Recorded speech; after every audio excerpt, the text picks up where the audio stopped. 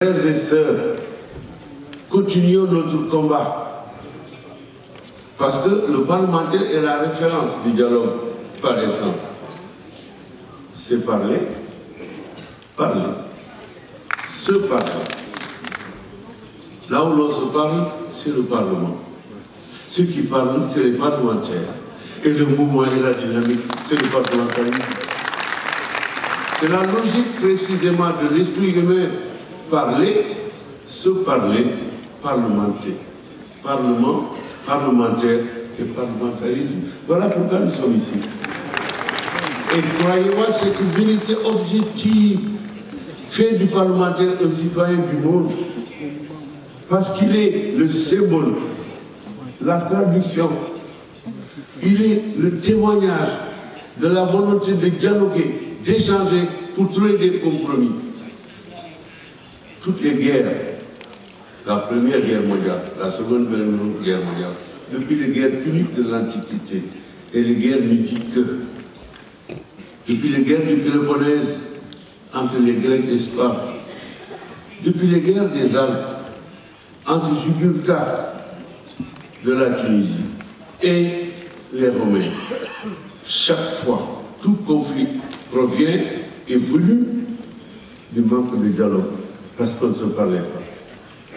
Même dans les ménages, il n'y a aucun ménage au monde où il n'y a pas d'incident. On parle de parité. C'est vrai, dans le principe. Mais croyez-moi, les hommes sont là. Et la parité, c'est au profit des femmes. Les hommes hésitent souvent à l'avouer. Par simplement, par volonté de gloire. Et peut-être aussi par orgueil. Dans nos ménages, c'est les femmes qui commandent, hein?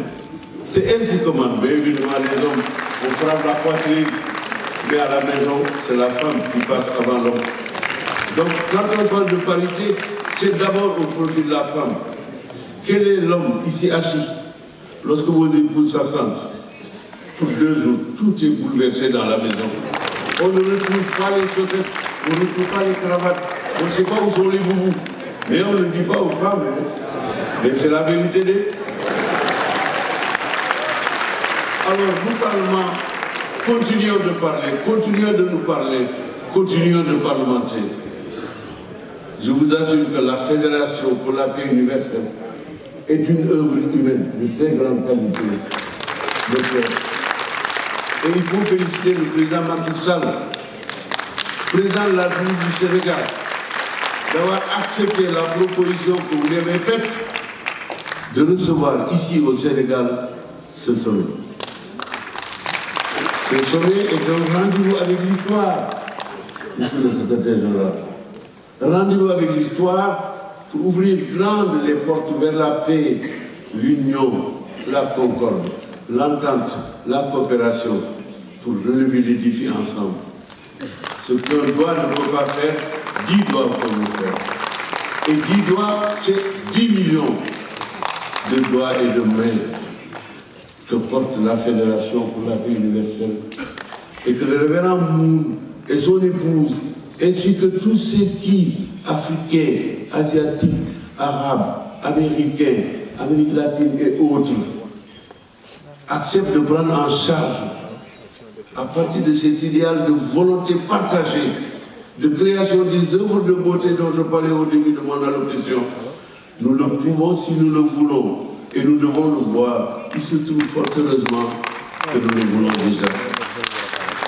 Je salue tous mes collègues parlementaires et les présidents d'Assemblée ici présents, ces hommes d'État qui n'ont pas fini leur mission, qui ont été présidents, premiers ministres, et qui attendent d'autres destins pour redevenir président, devenir premier ministre, ou alors former de futurs présidents, de futurs premiers ministres. Voilà le message que je voulais en toute sincérité lancer à cette occasion, en vous félicitant, Mansour Diouf, qui est le président du comité de préparation de ce sommet, en félicitant le docteur Zezou, dont j'ai suivi les efforts, en félicitant le docteur Tomawa, en félicitant le comité sénégalais, présidé et coordonné par le président de la Commission des Affaires étrangères à l'Assemblée nationale, Pape Sagna Mbaye, ici présent. Alors, dire merci, ce n'est pas dire nous arrêtons. Dire merci veut dire continuons. Je vous remercie. Merci beaucoup. Mesdames et messieurs,